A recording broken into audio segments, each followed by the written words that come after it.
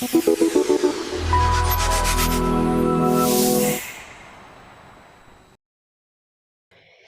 everyone, welcome to the BIOS Alumni Spotlight interview.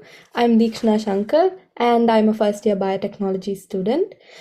This time we are joined with Ishita Kumra, who is a graduate from the from the Food Science and Technology Advanced Diploma, and is currently working as a purchasing manager at Brewers Supply Group.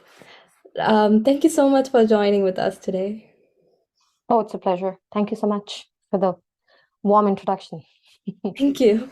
Okay. So my first question for you would be, tell the audience a little bit about yourself, like your journey to Canada and your previous education and stuff like that.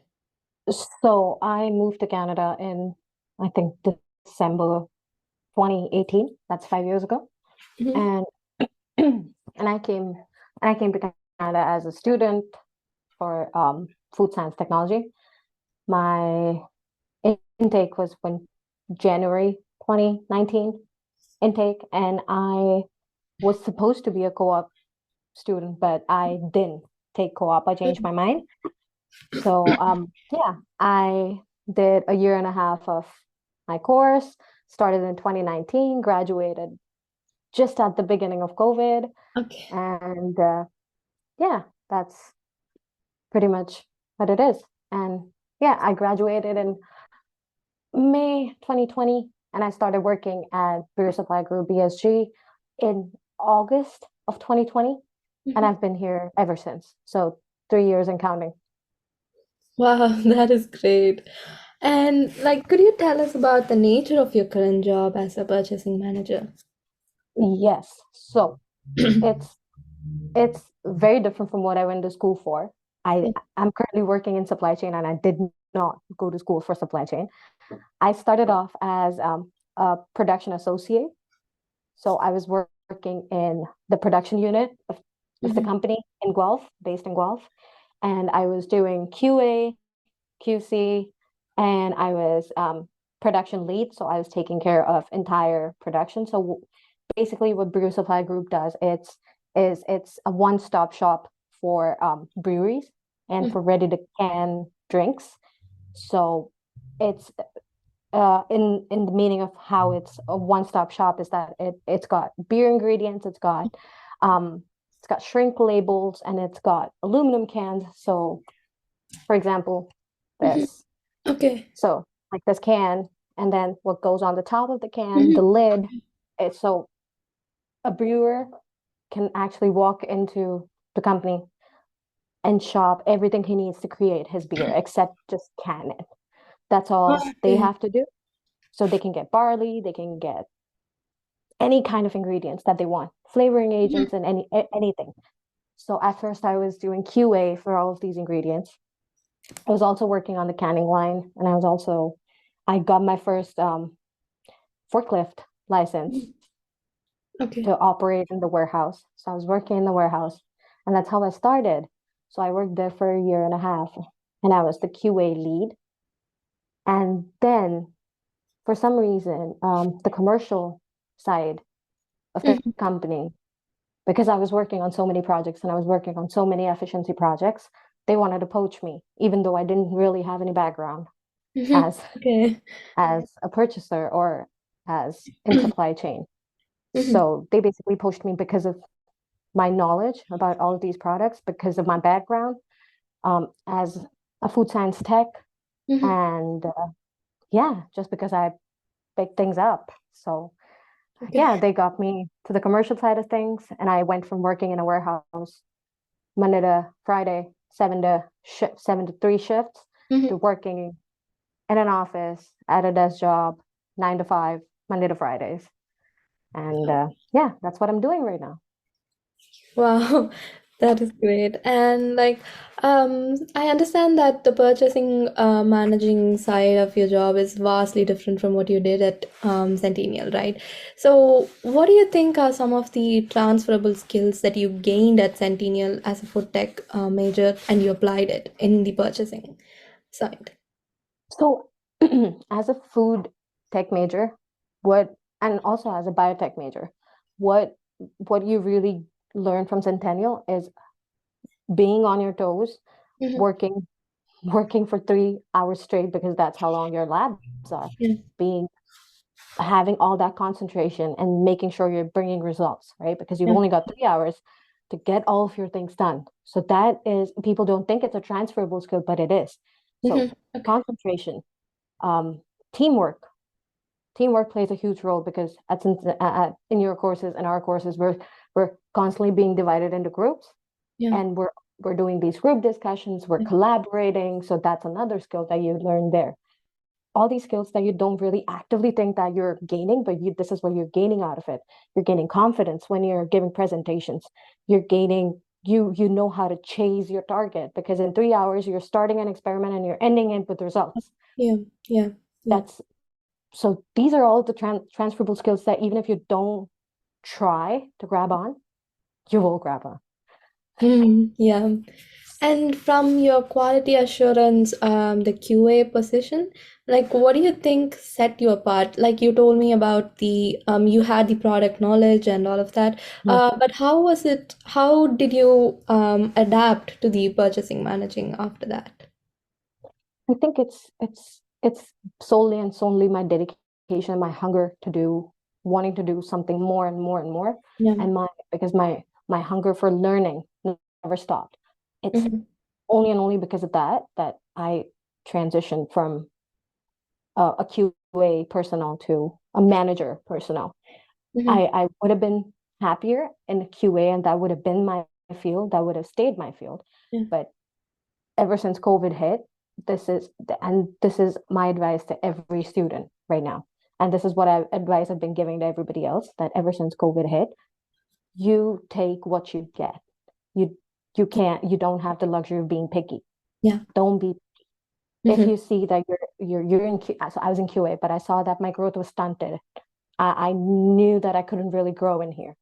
But Mm-hmm. that's why I made this switch and I made the change, where I knew I would be able to grow. So even though this isn't my field, this isn't what I went to school for, I'm doing pretty good at it. And this is Mm-hmm. something that I might be doing my next master's in. You never know. So so it's all of these skills that you got. So for example, GMP, you learn GMP in your labs. You learn GLP in your labs. All of that is technical, but also transferable, that you're bringing to the table, Mm-hmm. because the way you work, your work ethic gets transferred from how you perform in your lab. That's transferable to how you perform at your workplace. Yeah. Yeah. It's, yeah. So yeah, that's Could you just tell what's me about driving me. what is the GNP and GLP? Because I'm Oh, not. good manufacturing. Sorry? Okay, GMP, good manufacturing Uh-huh. practices, and GLP is good laboratory practices. Oh, okay. Okay. I think we are about with the good laboratory practices, but I don't think so. We have touched upon the good manufacturing practices yet. So that is why I was Hmm. confused. And in the first few months or so, like what were your initial challenges in your purchasing manager career? So I'll go back to being the QA when I first started this Yeah. job. Yeah. So I think the first challenge, first and foremost challenge, was COVID. Mm, Um, okay. Everything was out of the norm. Mm, You're constantly sanitizing everything. You're being extra cautious at work, and you're wearing a mask. yeah. You're wearing your I don't know, you're wearing all of these hazmat suits, and you're basically covered all the time. There's no personnel communication. For the longest time, I think for 4 months, I didn't even know what my superior looked like, because he wore a mask all the time. Okay. I I didn't know what he looked like. I only remember what he looked like up from here, because I'd only seen his eyes. Yeah. So that was one of the biggest challenges. And my second most big challenge was moving. So I Mm, relocated. I moved from Scarborough to Guelph.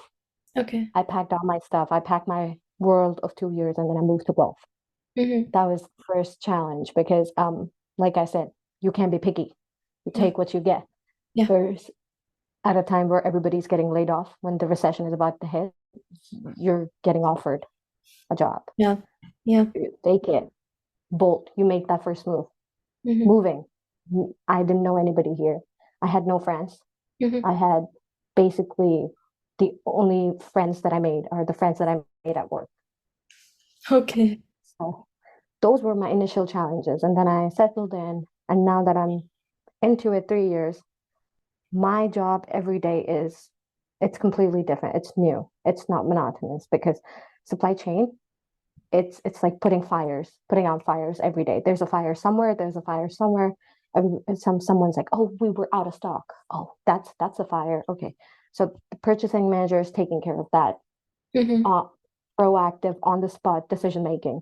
That's one of my biggest challenge. And that's something that excites me every day to work Wow. because you never know what's gonna happen. Every morning you come and you're Yeah. like, okay, what am I doing today? Mm-hmm. And every day different. Wow. And like the PO stuff, invoices, that must have also been a challenge in the Yes. beginning, right? Yeah. Yes. I Because didn't really understand any of it. okay. That was a whole new world. Mm-hmm. Because I just went through the biotechnology for the food science and technology part, and I saw purchasing manager, and I was like, oh, that is a huge leap, and that must have been a lot of learning to be in Yeah, that position. Yeah. yeah, it was. But yeah, because I understood the products, I understood the business, I understood how it worked and how our networking worked. Mm-hmm. That was a plus. I didn't need to be taught that. All I had to learn was the software side of Yeah. things, and what we're bringing in, how we're bringing in, how supply chain works, Yeah. Yeah. and Yeah. all of that. Yeah. And in general, like, what do you think are some of the challenges that students face when they transfer from academia to a work setting? Um, I think it would be if you haven't bagged a job, the first one is uncertainty, Mm-hmm. not knowing, Yeah. that feeling of not knowing, that anxiety Yeah. is first, that I went through as well because I graduated and I didn't have a job in hand. So Mm-hmm. you don't really, you never know what's next for you. Mm-hmm. Um, that's that. And second thing is people, everybody, every firm out there, every institution out there, they want someone with an experience. Yeah. We're all freshmen. We don't have a lot of experience. We don't have any experience at all. You need to work to get experience. And that's what the problem is right now. Yeah. So I think as freshmen, it's there are a few challenges. There's challenges of a new environment, a new working space. There's a every institution has a way that they do things. There's SNOPs in place. Mm-hmm. Going through all of that, getting trained, that Yeah. is something. It's basically all new. But the pro of being a fresher and having your first job is that you're adaptable. Yeah. Yeah. You're moldable. Yeah. So you come with a fresh set of eyes. You come with a fresh set of ideas. Mm-hmm. Um, you're a new generation, so they need that freshness in that role. They they Yeah. they want to hear your inputs. So Mm-hmm. you come with a fresh set of eyes, a fresh set of inputs. That's your pro. Your con is unfamiliarity and not knowing how it's going to go. It's like a first day at school. You don't have friends. You don't. It's unknown, and Yeah. yeah, you're a little underconfident, scared. Yeah. I think that's something that you might go through. Mm-hmm. Yeah, I've been looking around for the part-time jobs and stuff, and I like really resonate with the issue of having experience and being inexperienced in a certain way. So my resumes just get rejected just because of the fact that I don't have any experience, Yeah, and it's just that in order to not so the being picky and being choosy is one aspect, but there is an aspect as to grabbing what is there, right? And as yes, you were saying, when there's nothing to grab, what would you grab on? So that is one thing that every freshers has to go through, I guess. um yeah, and you told me that you didn't do co-op, right? So how yeah. did you navigate through that? Because do you think co-op gives an edge to the students, or like is it fair Looking game? back, looking back, would I have done it differently? Yes. I would have opted for co-op. I Mm-hmm. would have gotten that hands-on um, Yeah. 8-month experience of how it is to be working in an environment Yeah. outside of your institution. And I think uh, co-op definitely gives you the opportunity that you need, the exposure that you need, Okay. and you also learn in the process. Yeah. And best of all, you're getting paid for it. Yeah. Most of the times, Yeah. most of the times you're getting paid for it. So yeah, I think I was just in a hurry to get done with my Yeah. course Okay. and go out there in the world. I was just too hungry, which is why I didn't opt for co-op because Okay. I didn't think it was value added for me at the time. Mm-hmm. I should have consulted. We've got so many on-site consultants. Yeah. There's there's hire Centennial for your help. Yeah. There's yeah, like CCSAI is always there. And looking back, I should have done more research before I turned it down. Yes, so that Mm, is one regret okay. that I have. But Um, but on the other side of things, because I graduated on the onset of COVID, yeah. if I had taken co-op, that would have pushed my course out by 8 months, Mm, which means I would have graduated when COVID was at its peak. mm-hmm. There would have been no jobs, Yeah. Yeah. or That's. it would have been really hard for me to look for jobs and Mhm. setting the norm. Yeah. But yeah, every there's I don't know, the grass is always greener on the other side, I guess. Mhm. So yes, I think co-op really did would have helped me Mhm. Okay. getting that experience. Yeah. Mm. And like in my program, I do the 2-year biotechnology diploma program, and we Mhm. don't have co-op, right? So the advanced biotechnology are the people who have co-op, and the biotechnology 3 years have co-op. Yes. So in the 2 years, and students see the shift to be confusing, choosing whether co-op or not, and they, for some reason, stick with no co-op option. Mhm. And what do you think are some of the measures that the student can do to equip themselves and be on par with the people who are getting the experience out there? So there's are we still doing job fairs on campus, or is everything There are some online? job fairs that are going online. So we had a job fair Yes. this Thursday and stuff. Yeah. So there's also a lot of job fairs outside of your institution. Mm-hmm. They could be in another institution. You're more than welcome to attend, if Yeah. even if you don't go to the school. That's what I did. I went to a lot of job fairs. Okay. So I think the first and foremost thing is to be confident in communicating, Yeah.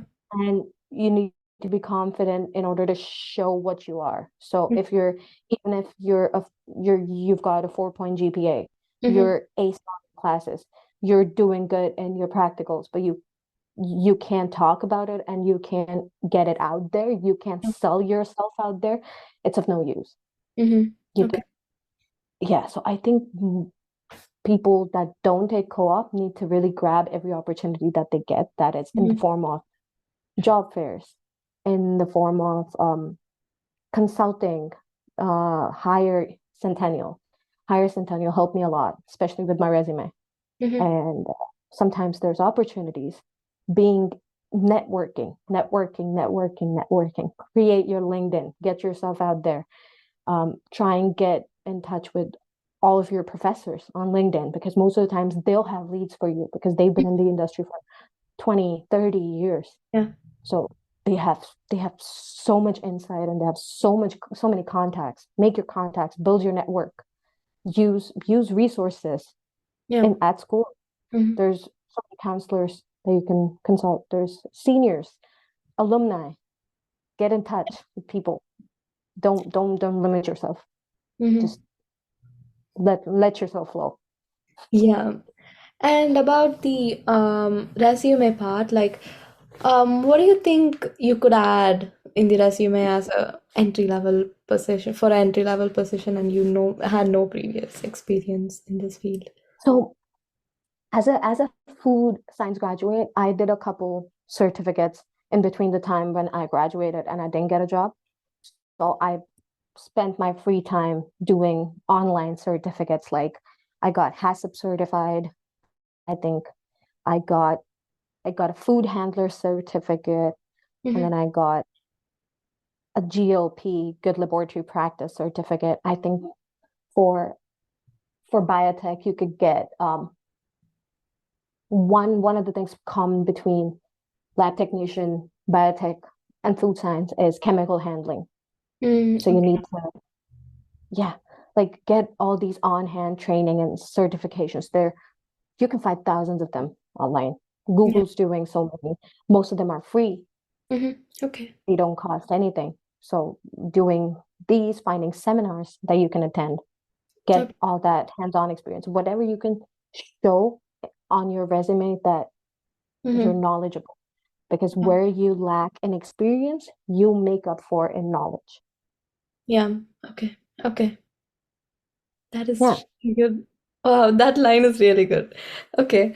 And about the networking part, like how do you network in general? Like how do you put yourself out there in LinkedIn and do that? I think um, nothing fancy. All of us use social medias. Mm-hmm. Everybody uses Instagram. Everybody uses, not a lot of people nowadays, but Facebook. And people know how social media works. Mm-hmm. LinkedIn is the best place to start. LinkedIn is social media, but for professionals. Mm-hmm. Yeah. Yeah. It it's a 10-year-old can figure out how to operate LinkedIn. It's not it's not rocket science. Mm-hmm. And for people who use so much social media, they're scrolling on reels, they know how to do it. So you need to start there, Mm-hmm. build that, start building, and assume, and it's smart. It's technology. AI, it'll ask you one thing. It'll ask you a bunch of options. Okay, what are you interested in? What are your interests when you're setting up your profile? It'll Mm-hmm. ask you your background. And after you're done with all that, it catches the algorithm. Mm-hmm. It'll do the job for you. It'll suggest you pages. It'll suggest you people that are established in their fields. Mm-hmm. And once you start doing that, it's a spider web. Yeah. You get in touch with one person, then you find 20 other contacts in their network. Go add everybody, reach out to people. And I think the first place to start is LinkedIn. Make an account, go to Centennial. As soon as you populate your institution as Centennial, it'll show you alumni list. Yeah. It'll show you who all graduated from Mm-hmm. Centennial 20 years ago, 30 years ago. So that is one step of where you start. And then I think there's also, um, I think I don't remember. It's 3 years ago. So Higher Centennial will also send you postings. Do they? Yeah. Yeah. Where Yeah. they'll, yes, yes, I remember. They have like a dashboard as well. I don't know if it's changed in the past 3 years, but yeah, utilize firstly utilize your on-hand resources. Second would be LinkedIn. Third would be Indeed. Mm-hmm. There's there's too many, there's Yeah. endless professional networking sites, and just explore all of that. Mm-hmm. And in LinkedIn, it's one thing to kind of start following people, and one thing is to like make the meaningful connections, right? Like, what would some of the tips that you would give to make meaningful connections in LinkedIn and actually, follow a lead and kind of. So I think meaningful would be people that you know. So start with your professors. Okay. Start adding them because they will add you back right away. I'm Mm. talking from experience. They will add you back right away. Okay. That is, and then the second thing is if you're going to job fairs, you Yeah. will talk to people. You will talk to their marketing team. You will talk to the HR team if they're depending on who shows up, who's the Hmm. representative of a company. Right there and then, get connected with them on LinkedIn. Yeah. Meaningful would, I think, translate to people that you know, Hmm. Okay. because you know them, and then you add them. You leave you leave an impression on them, or they leave an impression on you. Yeah. So I think that's what the current professional network looks like. Okay. Apart from that, yeah, that's what I did. Okay. I'm pretty sure there's more stuff that's come up right now, but yeah. And also, like, while you join a job, do they ask you for references, and how how do you approach that? So you can always get you can always put one of your trusted counselors as your reference on your resume, or you can add one of your professors, ask them if they're willing to be your reference, and add them to your reference. And also where you're working part-time. So if you're working part-time and you have good relations with the manager, add them to your reference. Okay. So they didn't ask me for my reference right here, but I had my counselor at the time. She was my reference. I think Miss Henry Yvonne was also one of my references, and my ex-manager was also one of my references. So yeah, there's always options. Talk to people before you put them on your resume as a reference. Always ask them. Yeah. And within the college, like, when you want to ask a reference from your professor, how do you stand out in a group of people, and how do you think the professor will remember your qualities in order to write in the So resume? I think if you're setting up booking slot timings with them and being um approaching them all the time, they will remember you. You will stand out. Um, Apart from that, I don't think any professor is gonna decline a reference. Yeah. They they might be picky about writing you a recommendation. So Okay. they don't do a lot of recommendations. A recommendation is them vouching for you firsthand, that Oh, you yeah. work with them closely, and that they recommend you. They recommend you into some other facility or some other institution. So they may not be they may not recommend everybody, but they will be okay with being a reference for Oh, you. yeah. Okay. Yeah. Yeah. And so you were talking about, like, the applying, and did you get your job like right after graduating, or did you the quality assurance one, or did it take time? Okay. So I I didn't start applying after I graduated. I started applying in before my last semester. So when I was applying, so there was still 4 months for me to graduate. 4 months left for me to graduate. I built my resume starting at the beginning of the last semester, and it said that a student at Centennial pursuing this and this and this. It didn't say that I was out there and I'd graduated. I wrote what I was doing, and that is the first step for you to know Mm-hmm. if you're a good competition out there, because even though you haven't graduated, people will still either acknowledge Mm-hmm. your your resume, or they'll just let it go. They'll just Yeah. discard it. So it don't start when you graduate. Start in your last semester. Okay. Start building it then. I think LinkedIn, as soon as you start your program, you should build a LinkedIn Mm-hmm. Okay. and be active there. What you're doing, keep uploading stuff, especially as a student. If you've achieved something in one of your courses, upload that. Mm-hmm. Okay. That's always an achievement. Yeah. It's a record. People will go through your profile and then they'll instantly pick you out because you've got more to offer than 20 other candidates out there that only started applying and only started building their professional dashboard when they graduated, Mm-hmm. as Okay. opposed to you. Yeah. Yeah, so I did not get a job as soon as I graduated. I had started in January of 2020, Mm-hmm. and I got my first interview in June of 2020. So six Okay. months after I started applying, I got an interview. And and I was not good. Like I didn't ace the interview. I was nervous. I couldn't really put myself out there, and the interview didn't even last for 15 minutes. Mm, And okay. then right after the interview, they sent me that okay, um, we don't think you're fit, but you fit in this role. So that was my first rejection. But then that didn't stop me Yeah. because I don't have an experience. I don't have the experience of giving interviews. So I think give a lot of interviews, even if you get rejected. Keep giving your interviews. So I think I gave more than 25 Mm, interviews. And then it was the one interview that I gave where it lasted for an hour for BSG. It was a Zoom interview. And they told me that if I'm good in the Zoom interview, they're going to call me in for an in-person interview. And then there's going to be another interview with HR. That's how it usually goes. There's 3 rounds.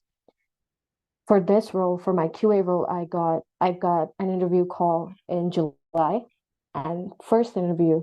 At the end of my interview, I was asked when I can start. There was no other interview.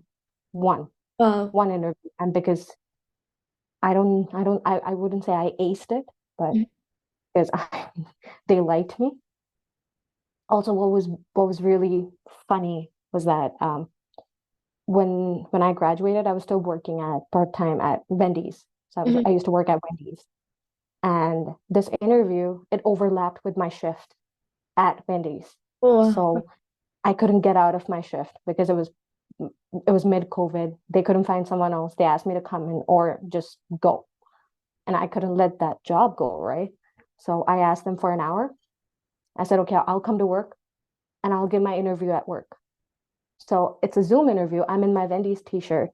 I have my Wendy's hat on and I'm in the where back of where they store everything. And it's not a beautiful background. It was not the ideal situation to give an interview in, but I still gave it. And I think that's what was different that they found. Yeah. I was sitting in a damn Wendy's giving an interview. So yeah, I got selected in the last week of July. First week of August, I started. They Hmm. asked me to come in next. They said, "Oh, you could start next. You could start tomorrow." I said, "No, I need a week because I'm in Scarborough. I have to move. I have to get all my things. I have to find a place. I have to find an accommodation. There's so much to do." So I asked for a week, and I Yeah. started first week August. So I think 8 months. Yeah. 8 months is how long it took. Yeah. Honestly, that is seriously inspiring. I was not expecting it was seriously inspiring. Thank you so much. Like, finally, do you want to share some of your words of wisdom to the students and we'll wind up with that. Um, I think it's no wisdom. I don't think I'm old enough to provide wisdom, but I think first and foremost advice would be take what you get. Yeah. Yeah. There's an opportunity, grab it. Don't. And I think second is be selfish. Think about yourself. Don't think about anybody else at this point in time. You're graduating.